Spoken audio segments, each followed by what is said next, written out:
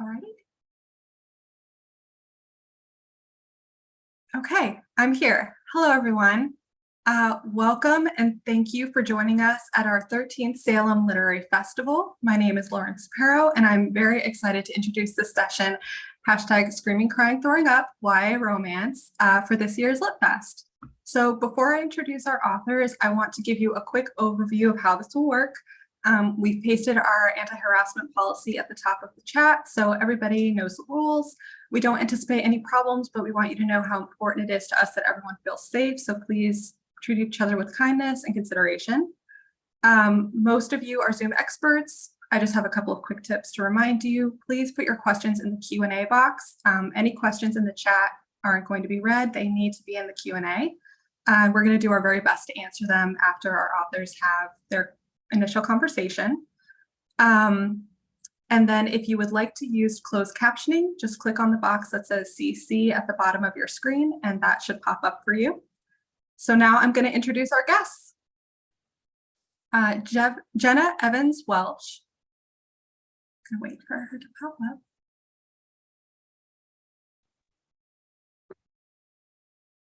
Amazing.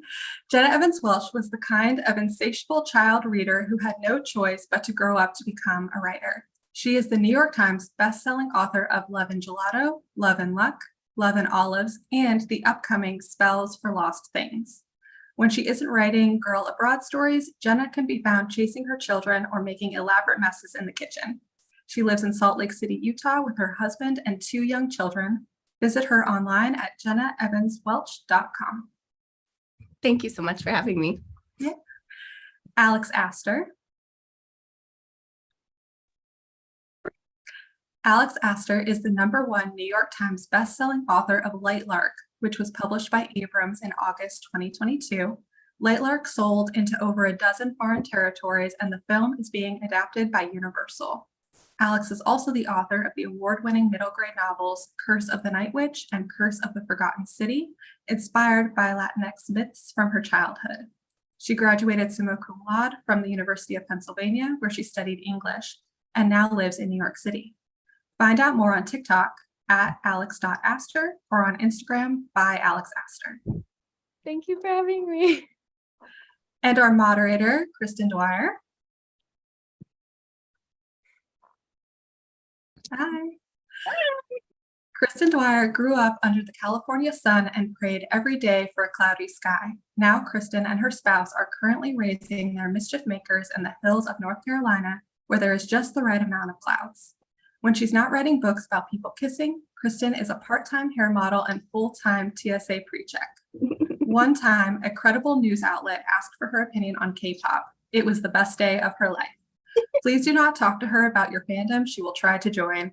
Kristen is the author of Some Mistakes Were Made and, again, our moderator for this panel. So welcome, everyone. We're looking forward to this conversation. Over to you, Kristen. Hi, thank you so much for having me. Hello, everyone. I just want to say that to everyone that watching, I am currently at a Starbucks because I am in Edinburgh, and currently the Queen is having a procession. They're carrying her through the streets.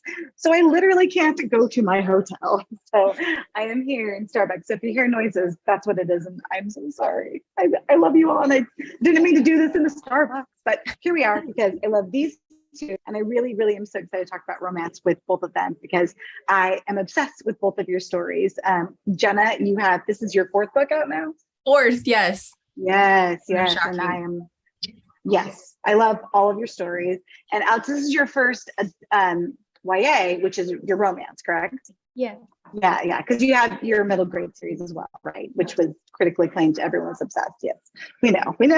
Yeah. So I love romance. It's like the one thing that I absolutely read for. And like, obviously Jenna was like, your books were packaged as romance, and Alex, yours were packaged as like a spicy romance. And I was like, please, right here. This is my Kindle. I would have to have both of them. So when they asked me to do the panel, I was really just like, can I get their arcs, please? That's really was my whole thing. So I kind of wanted you guys to pitch your books a little bit in tropes and kind of tell me a little bit about the tropes that are in your book. Because we all know that's what people are here for, is the romance. Jenna, why don't you start? Sure. Okay. Let me grab my book. Oh, By the there way, it is. I just live in terror because the last event I did, this fell, which was very exciting, like right in the middle of Fingers it. crossed. Fingers So crossed we have something exciting happen again. no, this is a miracle. Okay. So Spells for Lost Things, it's coming out September 27th. It is romance, but like in all my books, I also care a lot about all the other relationships happening. I really care about the family relationships, the friendships, like the way we relate to each other is always the most interesting thing to me. And so it's what I just keep writing about. My characters are Mason and Willow. It's a dual point of view story, which I've never done before. I thought I would never write from a boy's perspective because who understands teenage boys? I never felt like I did. But this boy was the easiest and most fun character I have ever written. So I would say the tropes in this book, as far as romance, I'm really big on the friends to lovers because I think it's because I feel like that tends to work the best in real life. So yeah, I guess that's the main trope of this story. And of course, there's all sorts of problems that they will run into. And of course, I love a good happily ever after. Now, in IRL, you and your partner, are you guys friends to lovers? Was that your trope? Yeah, definitely. We were actually gym partners in 7th grade. This is our No way. like remembered sighting. And I think we probably should have thought about the fact that neither of us had a lot of like athletic ability that we could pass on should we ever decide to have children. Should we repopulate the world? So we did not date till like quite a bit later, but yes, we were definitely friends growing up. But I do think that's a great place to like create a base, right? Because of that to fall back on. Yeah. Okay, Alex, your turn. Okay, first of all, Kristen, thank you so much for doing this. You look like you're in like a chic office. You don't look like you're in a store. So I would not be as put together as you are in that situation. So thank you. This is like perfect. We never would have known, truly. But yeah, I have Lightlark behind me and a giant sign I stole from my event. And I carry like 4 blocks to my apartment, and it takes up like about 1/8 of my apartment. But Lightlark is about an island that appears once every 100 years to host a game where 6 rulers fight to break their deadly curses. And of course, a few of the rulers are kind of in relationships or like each other. So that's where like the romance part comes in. As far as tropes, there's definitely like forced proximity. Isla, the main character, has to work with someone that she doesn't necessarily like, and they don't really like each other. And so you have the enemies to lovers, you have rivals to lovers, because they're all rivals in the game. You have like knife to throw is a trope, but it's more like sword to throw in this case. Which, like, if anyone doesn't know these tropes, I'm like, what are you talking about? But I'm sure people who are watching know the romance tropes. And I think that's probably it. And I agree with you that friends to lovers definitely is the more realistic like thing. Like me and my partner like are friends to lovers. But I guess in a fantasy setting, it's the only time where like enemies to lovers or rivals to lovers is actually something you want, because in real life, I don't think that would be very convenient. You know, it's the thing that I love the most about fantasy. I'm always telling my friends that write fantasy, and I always tell them the great thing about what you're doing in romance is that these, like, in real life, if I'm like, you killed my mother and now we're mortal enemies, it doesn't work in contemporary as well as in fantasy. Like, if you kill my mom in real life, I'm like, oh my God, you're a monster. You need to go to prison. And you're in like an insane asylum. You're not like just a warrior somewhere. Yeah. The stakes can be so high and so bonkers, and you're like, this is it.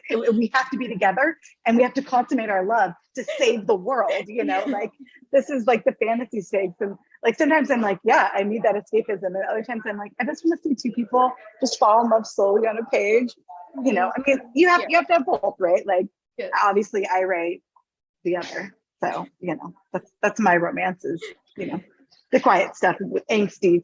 I was telling somebody recently, I was like, my entire plot is mostly longing looks. Like, that's it. Like, I have no plot to my book. It's just mostly like people staring at each other. But I am really curious, because when I wrote my book, I really focused a lot on like what I wanted to tell these in as far as in the romance. And when you guys go into your books, do you think about like, I'm going to tell this trope, I want this romantic arc, or is it something where you're just like, I have no idea, I'm gonna let the story kind of take me? Did you know these characters kind of before you started? Alex, do you want to go first? Oh, sure. I mean, I guess I I wrote this in 2020, and it was before I like kind of knew about like book talk, and that's kind of how I found out that tropes were a thing. And so I definitely like, you see tropes are just like things you see over and over and over again in books, and like by reading books you see the tropes, even if you're not like, oh, I'm writing, and and so definitely like I liked to read enemies to lovers, and so that's in there. But as far as like now I see like all the tropes, and like I don't think about like, oh, I'm going to put this as a trope. It's because it's more just like, I'm going to put this in there because I like it, and like I think it fits the situation, and it's in the genre that when we're all writing in a genre, like things are going to pop up because we like it. Like it's just like, as long as you put your own like spin to a trope, like people like those moments, and so I guess like I didn't, when I was starting the book, I knew that like two of the love interests, and I kind of actually knew that there's like a love triangle, and so I kind of knew that they were all going to like kind of be in this place, but I didn't know how it would develop until I started writing. So I don't think until you like get into the banter and you get into like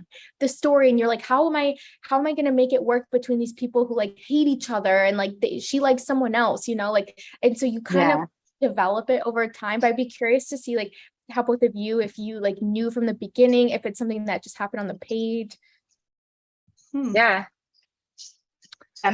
Yeah, I'm trying to think. I feel like I don't really know how to talk about my process very well, because I basically have to like write my way into everything, and I just do it wrong over and over and over and over, and I throw out pages and pages of stuff until finally they start to like make sense together. I don't think I've ever thought about putting a trope in before. I don't think that's ever been like a conscious thing that I've done. Like I've never like chosen one. And anytime I've tried to be like more structured in my writing, I've written really lifeless things. So I think for me, the main thing is figuring out their voices. And then from there, I can start to get into the story.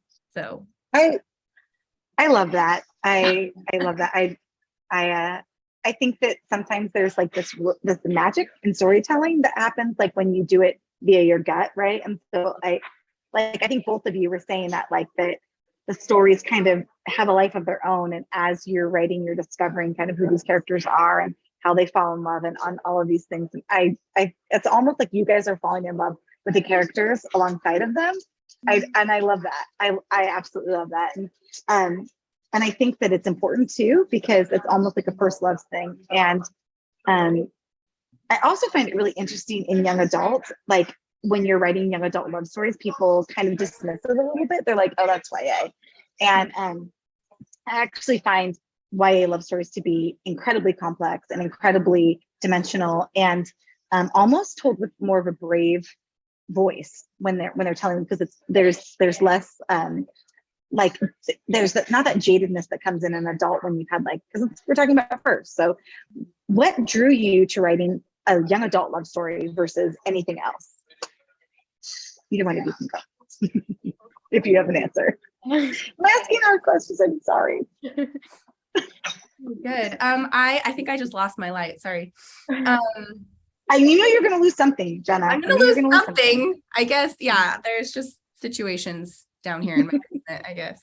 Is it loud here? Is it really loud? No, you're fine. I think you're fine. Yeah. I think it's really good. It's so loud. No, you're doing great. I knew that I wanted to write YA from the time I was 11. I was such a reader. I just read absolutely everything. Like my parents worried about me. I read so much. They loved to tell that story. It was all I ever wanted to do. And I remember it around age 11, going to my library, and I was like, I've read all the children's books, and I like really had. I was ready for like the teenager books, and I wanted them to be, I wanted like maybe a little bit of kissing or like, you know what I mean? I was just like ready to move on a little bit.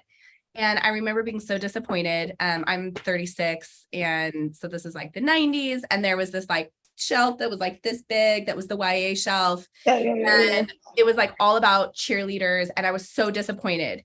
I was like, wait a minute, like I just read like Matilda and like all these like wonderful, like adventurous girls, like discovering the world. And it's like, they didn't come with me. Like, they're not here. And also I'm going to read through that list there in like a weekend. So I remember at 11 telling my mom, I'm going to write the books that I wish were sitting there right now. And so I've known since then. I started attempting when I was 22. It took till I was 29 before my first book, Love and Gelato, came out.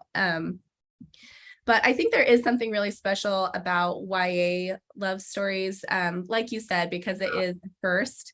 I think it is easy as an adult to dismiss those early relationships. And I think they are so important. Like you're just learning so many things and you're learning so much about yourself. And I think those early relationships and also friendships really can stick with you in a lot of ways. So I think it's a very, very fun age to write about. And it's obviously a time in my life I think about often. And I think many of us do. I heard some weird statistic where it was like, we will think about those years more than basically any other time period. Yeah. Like they're just important because we're like forming and we're figuring things out. So anyway, I just feel like there's just this wonderful quality of like, my life is about to begin and you're, and I write about a lot of different type of relationships, but I think that's a moment when you start to think like, wait a minute, do I want this? Do I like this? What ways have I been let down? What do I like in the people around me? And you just start to like form who you want to be. I love that. That's really good. Alex, do you have a follow-up to that? Because I don't want to go. Yeah, I mean, like Jenna, like I started writing when I was 12, like around that time, like, and it was kind of a similar thing where I just would read everything in YA, and like at that time was like kind of like the big influx of like these like YA titles that were like being made into movies, and so like people were like, the books were a lot more visible because I wasn't necessarily like the biggest reader. Like I'm a very slow reader actually. Like I was never like a very developed reader. Like I had friends in like second grade that could read like these huge books and I couldn't. And so until I like reached that and I found YA, I was like, whoa, what is this? And so I just one day was like, I can write a book like that. And you're so like cocky as a kid, like you truly believe like I'm going to write a book and it's going to be published. Like, oh my, like so many books. Of course I am. And so, but like, it's that like childhood, I guess, like belief in yourself that like makes you think you can write a book. So you do write a book. And then when you like get all this, like you barriers, you're like, wait, what, And so I started, there was like nothing else for me. Like young adult was like everything I loved. And so as far as like making this YA, like first of all, I just love YA. Like even now, like at 27, like I love it so much. It's I think for this story, like Isla's like it's like fantasy. So like the age ranges and stuff are obviously like fantastical, but like she's a little older than like a standard YA. Like she's like older than 18 and stuff. And so I do understand why people are like, oh, why would you make it YA? But for me, like Isla grew up like so secluded. She's never had any like experiences. She's like only been trained to be a warrior. And so for her, this is her coming of age story. This is her first time like having a romance, like having all of this happen to her. And so I think that that's what YA is all about, is like your firsts, and also like the first time like people hurt you. Also something that like I know, Kristen, your book is called Some Mistakes Were Made. Like Isla makes a lot of mistakes that like as adults we wouldn't make because we've like had life. So I wanted her to be able to make these mistakes as someone who hasn't learned from her mistakes because she hasn't made. And so I wanted like a heroine or like a main character that I could let, like people might be like, that's so dumb, but like how smart were you the first time that you, so like how about you, Kristen? Like some mistakes were made, I'm sure like that kind of played a part in like why. Totally. I mean, with Some Mistakes Were Made, it's so funny because when I wrote it, I didn't think about like the protagonist's age. I just was like, I want to tell a story and it's messy. And I feel like when we get into adults, there is this rain on emotion, right? Like Ellis is angry and she's sad and she's grieving and she's made these giant mistakes and she's broken. And I wanted her to be able to feel the full range of those emotions and not have to apologize for them. Because I feel like the older we get, the more we apologize for having feelings and being an emotional person. And I am 41 years old and I am a full-on mess almost always. Like I just have never got to that place where I was like, oh, I've outgrown my emotions. And I love seeing characters feel all of those things completely. And I really wanted to write a book like that. And it happens to be in YA, we love first, right? We love them. They solidify us, like your first love, your first heartbreak, your first, X, Y, and Z. And that's what I wanted to tell. And I feel like the best vehicle to do that is young adults. And I love that YA allows me to be unapologetic about themes. And I feel like both of your books have like very strong, intense emotions in them throughout the whole book. And that's the thing that when I'm reading, that's the thing I'm reading for. I want to read to feel something. And so anyways, that was a tangent, but you're all welcome. So it sounds like you didn't decide YA, you just started on the story and realized that it fell into YA. Yeah, I mean, obviously all my friends write young adults and they all were published much earlier than I was, but I was writing fantasy and I was like, I'm going to be the next Alex Astor. You don't even know. I'm going to be so good at this. Everyone is going to adore my book and it's going to be magical and there's going to be the 18 islands. Alex only has, X, I have more. Spoiler, I cannot world build at all, and not even a little bit, because everyone be like, where are that? What are they doing? I'm like, they're in a white room. We're talking about feelings. We're back to feeling. Like, I can't do both. I can't multitask. So, no, I didn't. So I didn't think about like what age category it was in at all. I was just like, let's just do feelings on a page. I was like, your book does have so many feelings. I can't even really imagine you like fitting in around it. I'm sure that didn't work. You're very good at the feelings. It was wonderful. My agent will sometimes ask me, she's like, what about middle grade? And I'm like, is there kissing in middle grade? And she's like, not the kind you want to do. And I was like, I'm just awful. So I have a question. What are kind of the books that you like gravitate towards when you're reading? Like, what are your favorite books and tropes that are like out on the shelves right now, other than obviously the books that you've wrote, right? I'm an author. It is. I know I'm bad at it too. I think like honestly, we're like on a romance like panel. I know that this is like YA romance, but I just like whenever something is happening in my life, whenever I literally just want to turn off and like not like turn off mentally, because like these are some of the best writing and like stories out there, but more like the only stories that can get me to totally shut out the rest of the world are romances. Like I don't know why.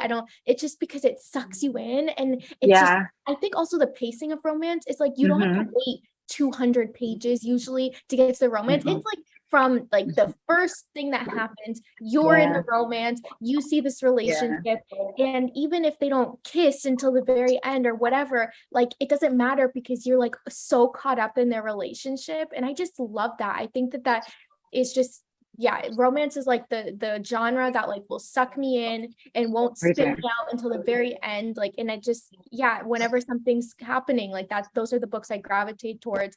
And I think like young adult, like all of us are writing in this amazing genre, and I'm like constantly just in awe of everyone else's work. I'm like, oh my gosh, like this genre is just amazing, right? Like so many people are doing such amazing different things in one genre. Like we have thrillers, we have romances, we have like fantasy, like, it's so beautiful. So like anything YA and then anything romance, whether it be like YA or like older, I just love. Yeah, me too. I absolutely agree. Jenna? I am like the ultimate contemporary reader. I just love contemporary stories. So if I'm reading just for fun, for joy, I'm mostly reading like adult fiction, contemporary books, basically.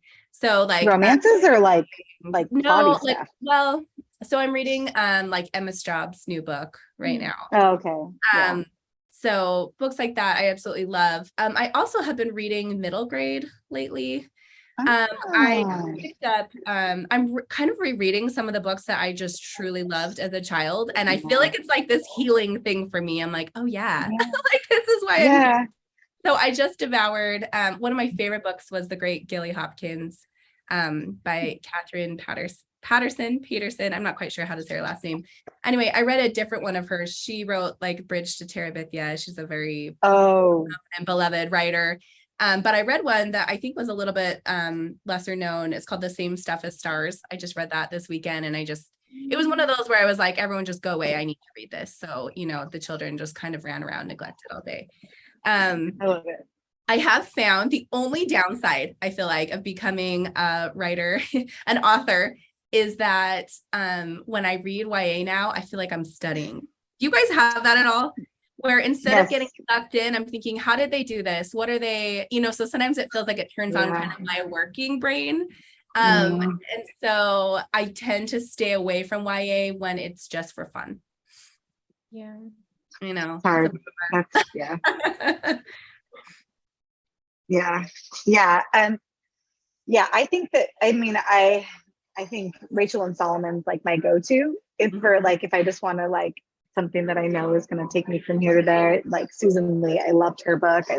I read a lot of that, but then I also read a lot of fantasy, like The Ballad Never After's coming out, and spoiler, I have read it, but I'm obsessed with it. And Belladonna just came out, and yes, I know those are my friends, but they write really good books. Okay, I can't help it. I really want Adam's book. I saw you had an arc of that, and I was like, where does she live again? There's a character named after me, and it is like, I'm literally gonna like put that in my bio. Like, forget, like, who cares about like my own accolades? Like, is one of the characters in like an Adam Silver? Yeah, I like, probably like one of the pluses of like becoming friends with like authors that you like is they're always, because I was just like, I like your name, like, and I'm like, use it, please, I will give it to you. Like, you can have it. So Adam's new book is really good, and all the ones that you just mentioned. We're in such a time right now of just incredible releases. And like Jenna, like I think like you've been in this industry for like longer, like you've been a young adult, like acclaimed author for such a like I still feel like, oh, I'm not an author, like I tricked my way into getting a Y. Like I just debuted. Like I think we all trick our way into this industry. Right? Like that's kind of how it works. So Jen, I feel like we should all like kind of be learning that like maybe it is going to turn into that. For now, like I'm like reading YA and I'm like, oh my gosh, this is amazing, I want to write YA. And then you're like, wait, I did write YA, like it's still, I think, a little bit shocking to like actually have a young adult book. And did you find that like when did it actually like become real to both of you, like when you were like, oh, I'm a young adult author? Because I think all of us loving this genre for so long, like I had my middle grade novels, I love middle grade, but it wasn't until like I published a young adult that I was like, this was my dream, forever is to have a YA. So like for both of you, like when did it sink in that you're like a YA author? We're in the same debut year. Like you and me. But you did a few months. Did that let it sink in? I regularly am like, I just spoke at a writing retreat and was like critiquing people's work, and like at one point I looked around and I was like, you should not listen to me. I don't know what I'm doing either. Like I mean, and like I think it's so important for authors like Jenna who have been doing this, and these are her 4 books in, and I mean, and you like those came out like this, and you like have been boots on the ground, really, really fast paced, Jenna. Like, do you have any advice for Alex tonight? Oh, I feel like I've been slow for YA, to be totally honest. I've been every 2 years. Anyway, I think the imposter syndrome thing is pretty intense. Like it is real. And I think like the more writers I've talked to, the more I've realized like, oh, none of us feel like we actually know like what we're doing. Right? There's a lot of just like kind of doing your best, and maybe it works out. One of my like best memories as a writer was right before my first novel came out. I remember staying up all night one night reading my book in its full form and just crying. Like I was just so like, I can't believe this has happened. This is all I've ever wanted. I didn't know if anyone was going to read it. I didn't know if I'd ever publish anymore, but it was such a like, this moment has happened. And I don't know, it's one of those things that I like hold on to, because I'm like, okay, there's a lot of parts of this that's really hard. There just is. And remembering like that the only thing I wanted was a book is Alex, do you go back and reread your books? I did like before, because I did a few months ago, because I'm writing the second book in the series. So I was like, oh, I have to. And I just think it's dangerous because like we all know, like, I mean, not dangerous, but like, we all know, like, we wrote our book such a long time ago. Like, I wrote this in 2020, you know, and so like, clear, like, as authors, we should be growing, you know, and so like, right now you're writing stuff and you're like, geez, I wouldn't do that, but it's like, it's printed. What am I gonna, what am I gonna do now? So there is a lot of like, me like reading it and being like, wow, this is the story I would have loved to read like as a teen. And so I'm so happy. And there are parts where I'm like, how did you do that? That's amazing, Alex. And then there are parts where you're like, I would have done it differently 2 years later, you know? And so I think like I have to probably reread it, and I might do the audiobook because I'm like still working on book 2, and there's definitely like little threads that you like kind of hold on to. But I think yeah, I probably won't make a habit of rereading, except for like Jenna, you said like it is a dream to hold your book. And I think for my first 2 books, it really was that experience. Like, I'm published, I have a book. Now it's more like, I have a book. Like, what am I gonna do? You know, right? Do you read them? Did you read it again, Kristen? No, people will like tag me in like scenes that they liked, and I'm like, did I who wrote that?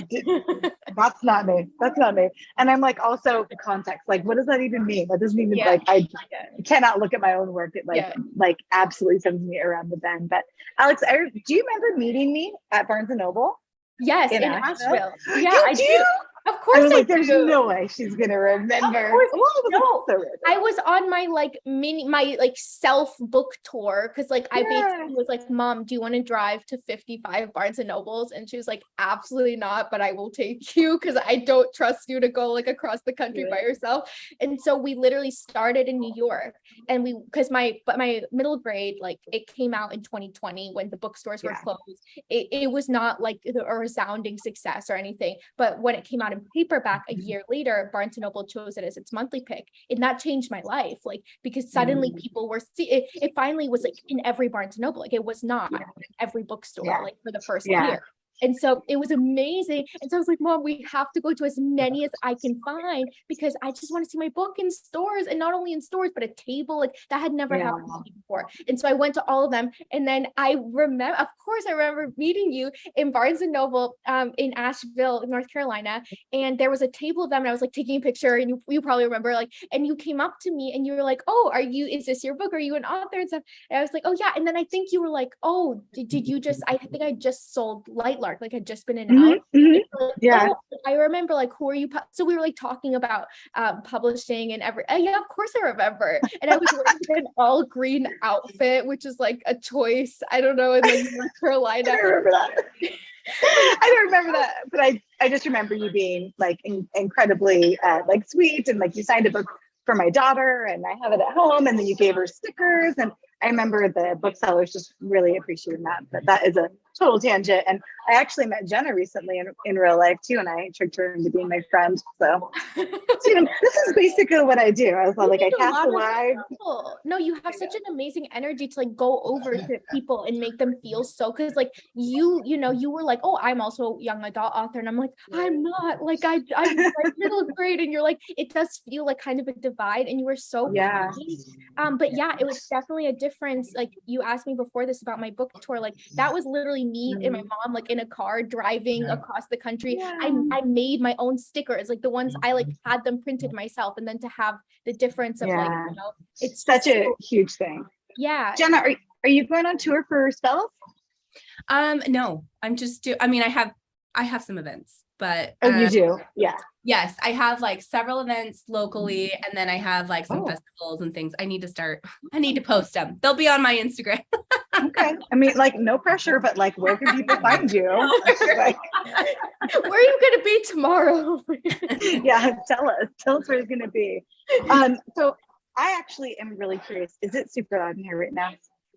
No. Can you guys hear me? Okay. No. Okay. So I actually had a question about balancing light and dark in stories, right?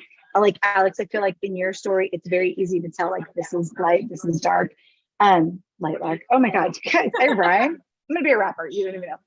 And Jenna, I feel like in your stories, you are also telling such complex stories where there is a light element and a dark element to the things that you're telling, like within like family dynamics and even love stories. So how do you find that balance and still tell stories that still have a positive bend to them? So the way I think about it, I have this like image in my mind. It's gonna sound weird. Basically, I want my books to taste like a cupcake, but I want it to stick with people more like a bran muffin thing, right? Oh, okay. So I want it to be, I've always wanted to write about serious things, but in a light and joyful way. I don't know any teenagers who are not going through something, right? Like, yeah. Kids all have things going on. And if they don't, if they're like the lucky, I don't know, 0.01%, like life's problems are coming, right? So Right. I think it's important to like honor that experience for teenagers, that it's not all like light and easy. But also honor that like kids love to laugh. They love to have fun. They like there's so much joy even within hard things. So I really try to create fun, and kind of like swoony and just like, like memorable experiences while also staying true to actual life that involves a lot of problems. Right. Yeah. Yeah. Alex? Yeah. So, I mean, when you read, like I had some people like who like read it early on, like blurbed it. They were like, wow, you really put Isla through a lot. Like by the end, like she goes through so much and like there's betrayal and sadness and like people die and stuff. And like, so it obviously there is darkness in it. And like, some people don't necessarily like the ending because like there's a love triangle and she makes a choice like that may or may not be a permanent choice. Like who knows what's gonna happen. We don't know. There's a book too. There's a book too. Yep. So I think it was important for me to not necessarily make everything amazing and like have an ending with a bow and like have everything work out and like she's great. Like at the end, like things are good, but they're also really, really bad. And she's just sad and she's hurt and she's so, but herself, like she has triumphed in a way where like something like basically like at the end, like something that she has thought of as a weakness is like turned into a strength. And I think like making sure to have something like that that's uplifting and like shows like, that this character, even though they went through a lot and they're still going through a lot, like they did succeed in some way inwardly. And it was, there was some positive note to everything, even though like everything might be in shambles around her. Like, so I think that it's important to have something good. Like you don't want like the Game of Thrones or like the Red Wedding where you're like, oh my God. Like, I think it's important, but like obviously fantasy is so different because like even though the characters go through pretty similar struggles as like in real life, it's like this isn't normally going to happen to someone. They're going to be okay, right. I mean, like I think about like take the Hunger Games for example, which is dystopian, so it's not fantasy, but it's similar. And you have this girl, and she's going to the Capitol, and she's going to fight for her death, and it's just like super intense thing. But then you have her relationship with Peta, and then like Prim and Rue, and like you're adding in these layers of things to like remind the reader that life is worth living, or like that the romance is worth exploring, or whatever. And I love that in storytelling when you can write something that's so complex. And I think both of you like I know for me that's like very important to me. So in storytelling I feel like it's complex. And I just am curious, like, do you guys, what is your like go-to romance? Like if you're going to read something or watch something or listen to, is it a song, is it a movie, is it a TV show? Like what's the go-to thing that you're like, this makes me have all the feels? You can list multiple if you want. Like I'm here for you. Jenna. Mine are gonna be like really embarrassing. I feel like they're gonna be very you have to say these are the rules. That's the rules of my moderation. The movie Dirty Dancing, life-changing for me. Absolutely life-changing. I know. I loved that story. I think I watched that movie as a teenager. I bet I watched it like 30 times one summer. For some reason that one really captured me. I also really love the movie Notting Hill. Oh, which is also old. Standing in front of yes, that line is like so brilliant, I Iconic. think, and Yeah. so iconic. And yeah, it's so wonderful. As far as like YA romances, I think Eleanor and Park by Rainbow Rowell, it's just so beautiful. Like that book has really stuck with me. So there've been a lot of that I've loved. But that one, I feel like that relationship is the one I think about the most. Yeah. Alex? Well, I feel like Kristen and I, like, we probably have the same answer, because I know that your book is like if a Taylor Swift song was a book. Yeah. So, yeah, so we should probably be friends. But yeah, I love Taylor Swift songs. Like, I just think it takes me back to, like, I remember being in middle school and high school and like afterwards and listening to a song, and you're like, wait, he doesn't like me. Like, these lyrics are like, you know, like, oh my gosh, you know, like you figure things out listening to these songs. And I just think, like, if she has any haters or anything, like, they're wrong. Like, she's like a masterful, like, storyteller of the ages, in my opinion. Yeah, so I think like Taylor Swift songs just like always just like get in there, because they're so specific, but they're also universal. So yes, anything Taylor Swift. Also, like, for movies, I think like this is such an answer that everyone probably says, but the Pride and Prejudice movie, like the one with Keira Knightley, I just think it's so remarkable that like they really don't kiss unless you like watch the after scene. They don't kiss the whole time. The hand thing. The hand thing. Yeah. It's like the steamiest romance movie ever. And they don't even kiss. I know. Like, it's just wild to me. And so, yeah, I mean, just the way that they interact, the hand thing, like you said, I just think it's like one of those movies, anything that like you start giggling, or like, you know, you're like, like, you don't know what, or like you like a book where you're like making, you know, hand motions, you're like, ah, or like you're like laughing or something, like anything like that. Just, I love the Pride and Prejudice movie. And in fact, we are in Scotland, and which is, you know, we're in the countryside, and we were literally walking, me, Adrienne Young, and Rachel Griffin, and we're walking in, and I'm like, I like to walk. And they look at me and they go, I know. And I have like that line from Pride and Prejudice, and I was like, we are so embarrassing. Because I love that. I would even say Bridgerton. Like, I'm rewatching Bridgerton, and I'm obsessed. Like, I just love that show. I remember like, this is how weird I am. Like The Office, when Jim and Pam get together, I just like, that was like so special to me. And I love Gossip Girl, the reboot. I'm obsessed with it. And I'm like, I just want like all of them to find their happily ever after. I'm like, I'm obsessed with all of you. And anytime you can give me romance, even if it's trash romance, I love it. I want it. And all Taylor's songs. In fact, when we were on the retreat, they're like, what do we do if she drops a song on Friday? And I'm like, we cancel the retreat and we're listening to the song. Like, guys, that's not a question. It's a no-brainer. It's a no-brainer. I mean, like, find those inspirational. There's a series called Guardian, The Great and Lonely God. It's a K-drama. It's like something I go back to over and over and over again, because I'm just like obsessed with the way that we tell romance. We're really telling the same story over and over again in unbelievably different ways. And I don't know what the reason is that we keep coming back to romance, why it's the anchor, why it's the thing that we just like makes us feel safe, when it's this thing designed to make us not feel safe, right? Will they, won't they? And so I'm obsessed with romance. And I should ask another question, I guess, but I have to look at my list, because that is just on a tangent, like, oh, romance. And so, yeah, were there any like crushes that you had from like television or like real life that you like from when you were a teenager that you still carry on? I mean, like, currently I'm an adult and I have a crush on 7 members of BTS. So I mean, whatever. You live your life. You just do it. You're like, I don't care. I'm married. Everyone's fine. It's okay.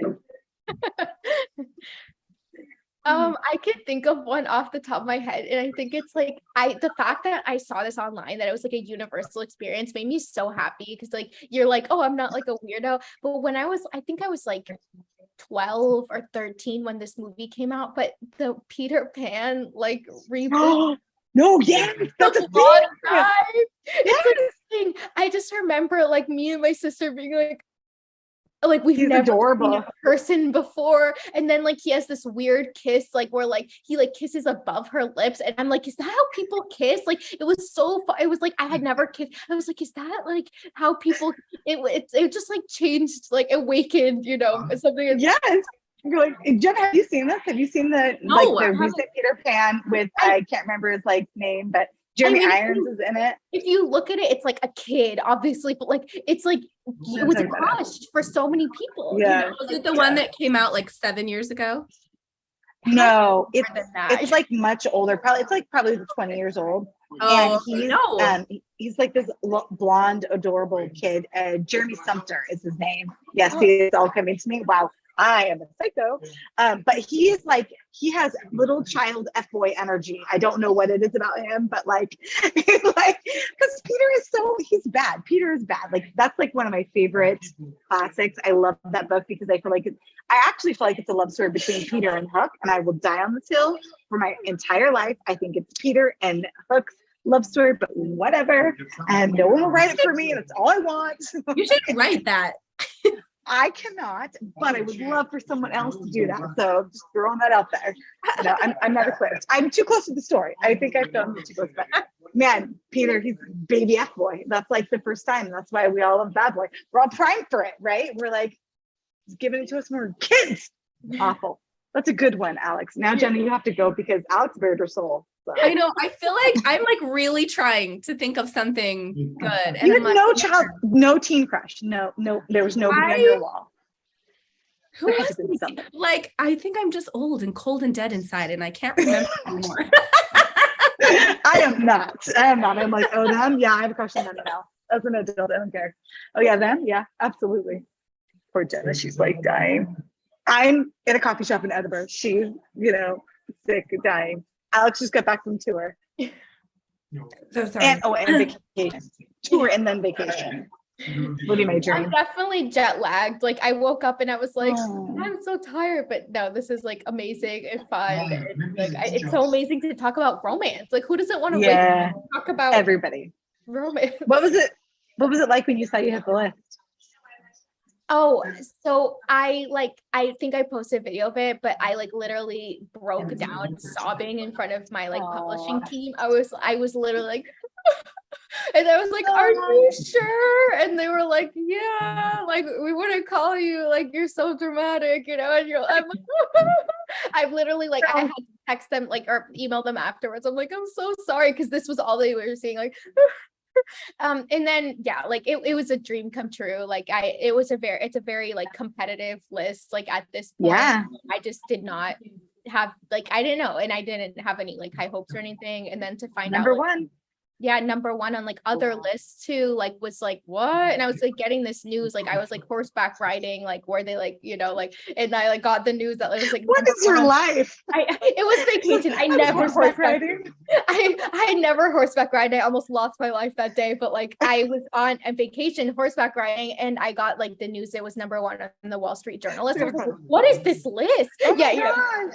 I had to like message my friends. I was like, wait, what is this? And they're like, oh, it means it like is number one out of like all hardcover fiction books. And I'm like, how was that possible? Yeah. So I don't know. But yes, I was sobbing and I still don't believe it. The same way I don't believe I'm a young adult author. Like maybe it'll sink in, maybe it won't. I don't know. But it just seems like when they were saying the intro, you're like, no, I'm not. Yeah, New York Times bestseller. I know. And Jenna, she hit the list too with her first book, right? With Love and Gelato hit the list too.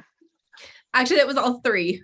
So how did that feel? And I would love to know how that felt and like when it sunk in, or like I'm obsessed with you, Jenna. I want you to know I'm obsessed.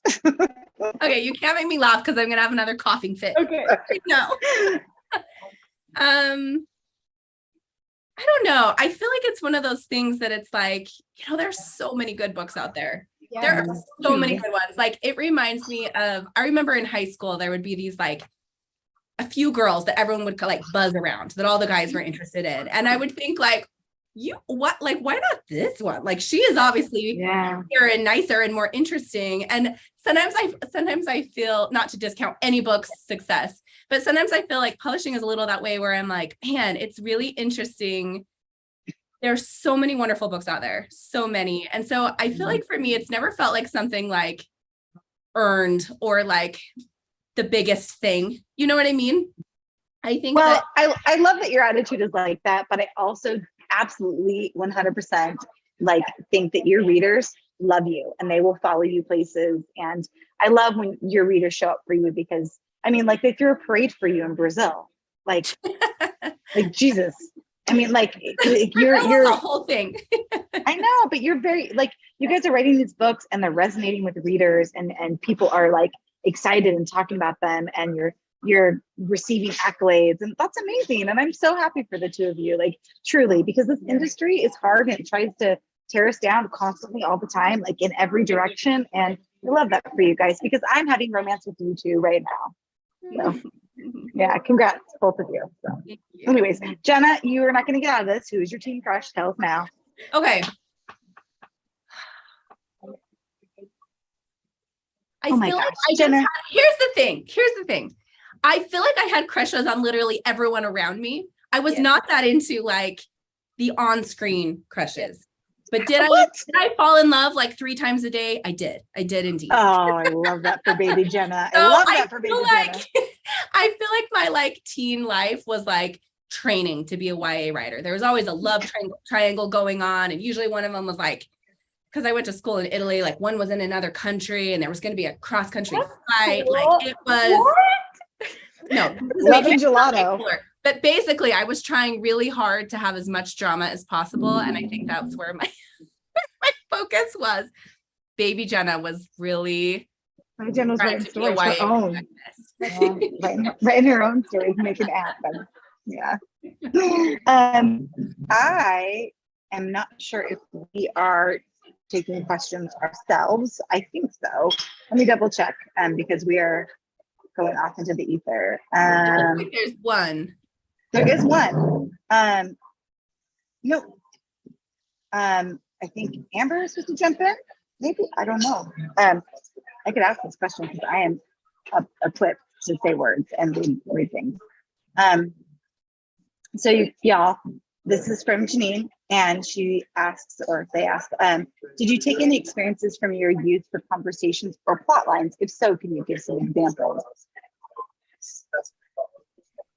I think it's established that Jenna like lived this amazing, like, you know, like, so can you tell us if anything like made its way into your books? Like exactly. Yeah. My first book, so I went to an international, my first book, Love and Gelato, is set in Florence, Italy.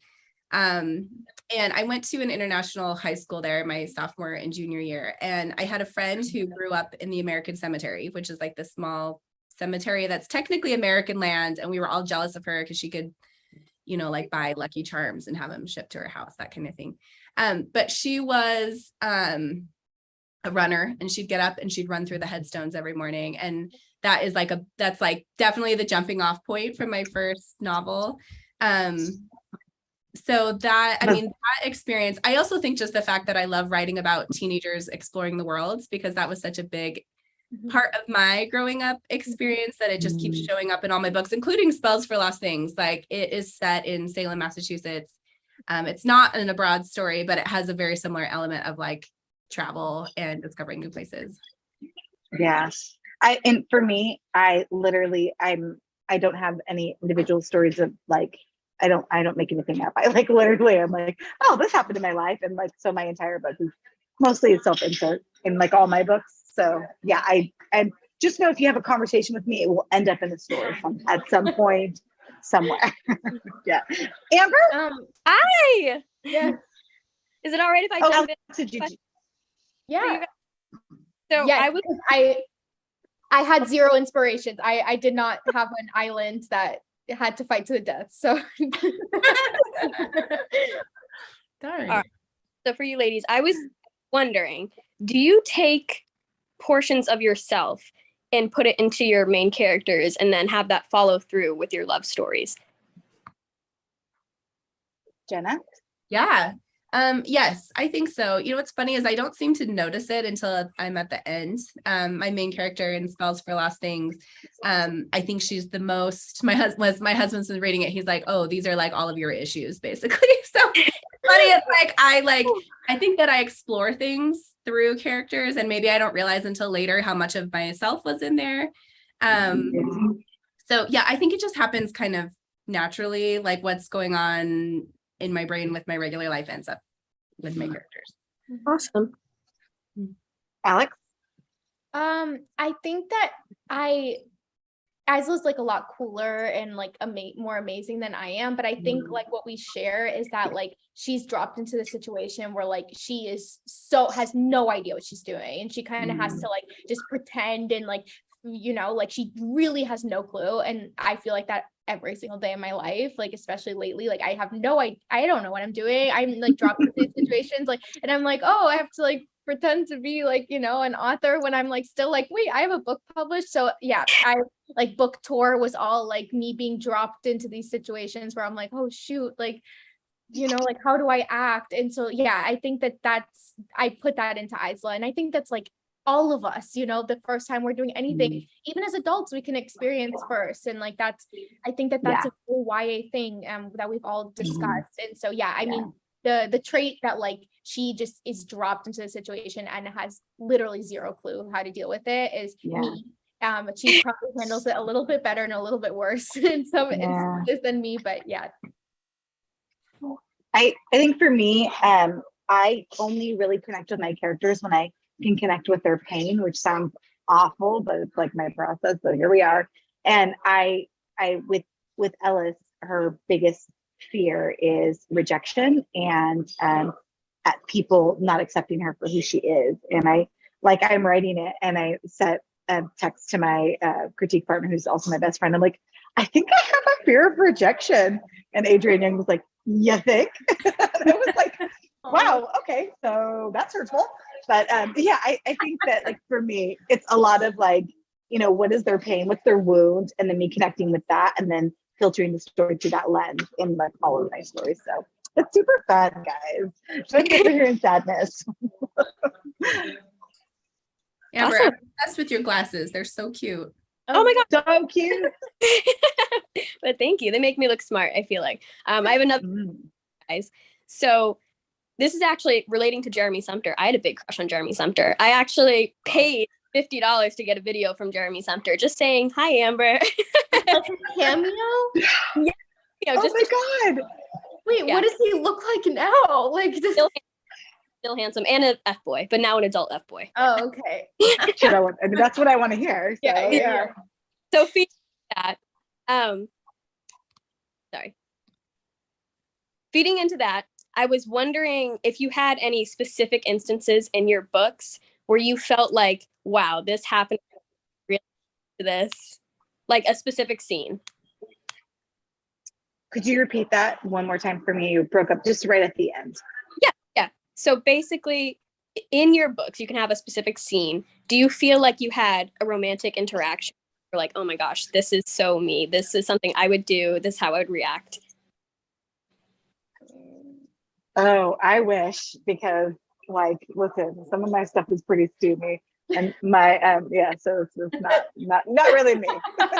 But I do think that like there's some scenes like with some of my characters where I'm like, oh my God, that's like totally taken from my life. Like, I mean, there's a scene on the beach, like in the very beginning, where they're eating burritos on the beach, and I'm like, that's totally me and my best friend. So yeah.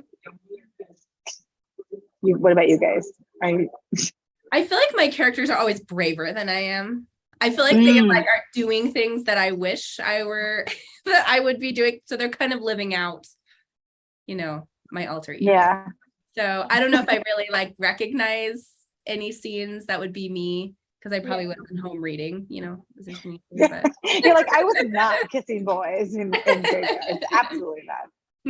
Yeah, Alex, I mean, were you? I think like with the certain, there's like a dark haired, morally gray villain like in Light Lark. And like at first, when he's like really likes her, she's like, "You're such a creep, get away from me." And like that's totally what I would do. It's like I don't know if I would like make every decision after that, but like immediately for her to be like, so like, oh, like, what are you doing? Like, why are you like looking at me? Whatever, like that would probably be my reaction. Are those the like characters that you're drawn to as like morally gray? Like when you're reading, you're like, oh, here he is. That's the one. 100%. I love reading them, but I also like to have kind of like a foil or like an opposite to kind of show the good parts and the bad parts of that character. I do think like just the same way we were talking about friends to lovers is definitely superior to enemies to lovers and rivals to lovers, especially in real life. But like in books, like you are willing to like be like, red flag, I don't see it. Like I'm gonna look this way. Yeah. I love a red flag. Honestly, I walk towards that. I'm like, yeah, that sounds great. The red attracts you. The red flag I'm like, I see it.